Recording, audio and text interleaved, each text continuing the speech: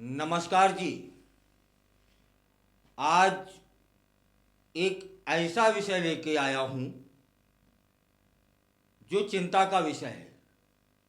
समाज में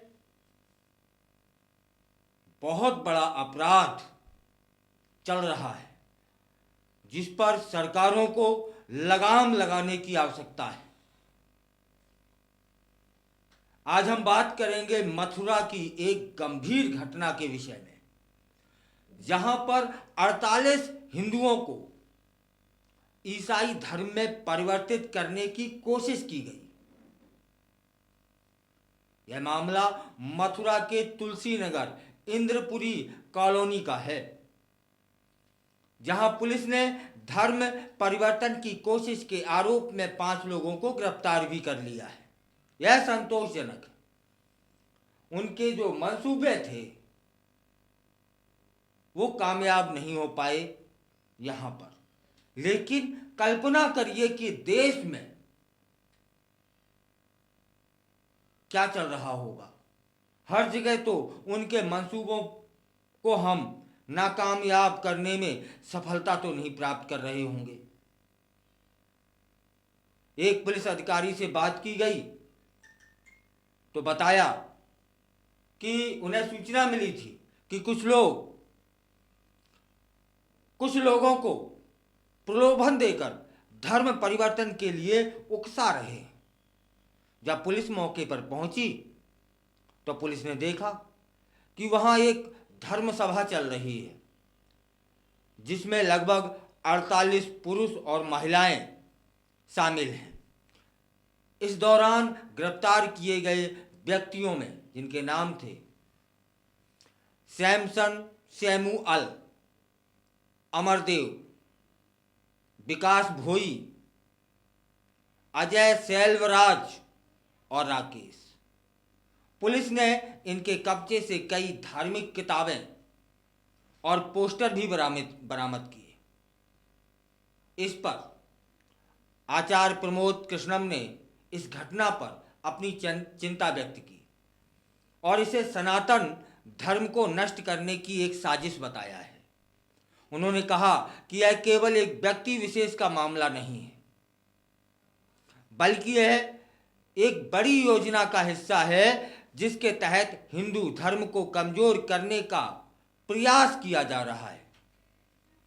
मथुरा, जिसे भगवान श्री कृष्ण की नगरी माना जाता है, धार्मिक दृष्टि से बहुत महत्वपूर्ण है, जहां हर साल लाखों श्रद्धालु कृष्ण जन्माष्टमी जैसे त्योहारों में भाग लेने जाते हैं। लेकिन हालिया घटनाओं ने यहां की धार्मिक स्थिति को चुनौती दी है। गिरफ्तार किए गए लोगों के खिलाफ उत्तर प्रदेश गैर कानूनी धर्म परिवर्तन प्रतिषेध अधिनियम 2021 के तहत कार्रवाई संपादित कर दी गई है और पुलिस ने भी स्पष्ट किया है कि यदि धर्म परिवर्तन के लिए कोई ठोस सबूत मिलता है तो आगे की और कार्रवाई की जाएगी। इस घटना ने मथुरा में धार्मिक तनाव को बढ़ा दिया है।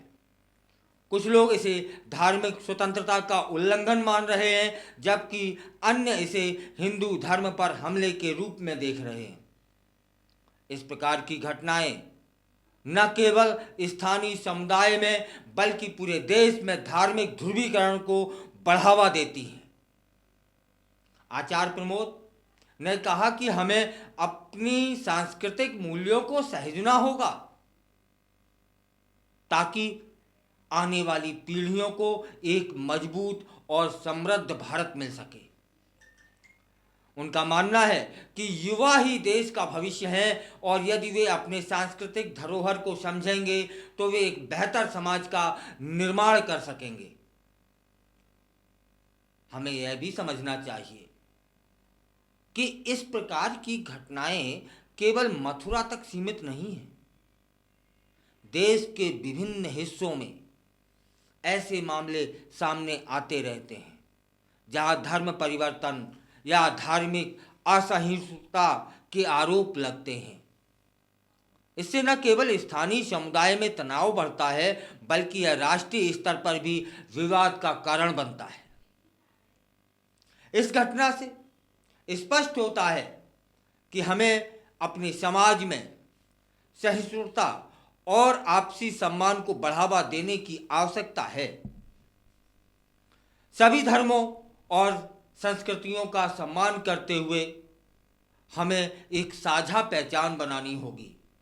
इस पहचान से हम न केवल देश में बल्कि अंतर्राष्ट्रीय स्तर पर भी अपनी स्थिति मजबूत कर सकते हैं।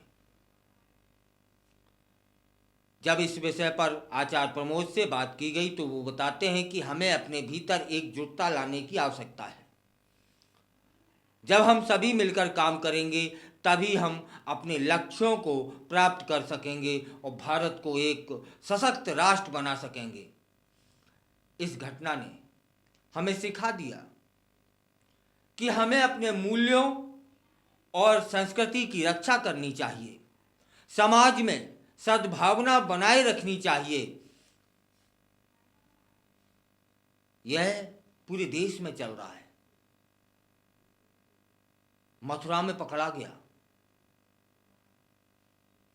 दिल्ली, चेन्नई, कानपुर, लखनऊ, भोपाल, इंदौर, ग्वालियर, कहाँ कहाँ पकड़ोगे। तब हमारी जो एजेंसियां हैं इनको आगे आना होगा। हमारे पुलिस बल को इस विषय पर हमेशा सक्रिय रहना होगा, तभी इन पर हम अंकुश लगा सकते हैं। यह क्या चल रहा है, जरा सा प्रलोभन देते हैं और हम उनके प्रलोभनों में फंस जाते हैं और यह धर्म छोड़कर उनका धर्म अपना लेते हैं। सोचिए उनकी क्या मंशा है। सोचिए वो क्यों लालच देते हैं। सोचिए उनकी क्या योजना है। कुछ नहीं, हमें आपस में कमजोर करने की, क्योंकि हमारी एकजुटता ही हमारी पहचान है। हमारी एकजुटता ही इनके मंसूबों पर पानी फेर सकती है।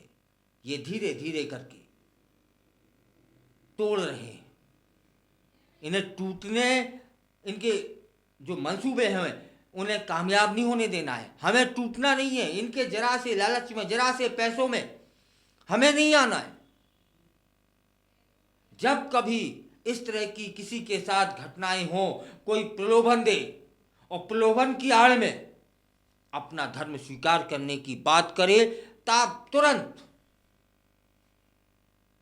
देर न लगाई जाए, सीधे पुलिस थाने जाएं, जो भी साक्ष्य हैं उनको दें और इन्हें वहीं पहुंचाएं जहां इनका स्थान है। कौन सा स्थान? जहां हमारे भगवान श्री कृष्ण का जन्म हुआ था।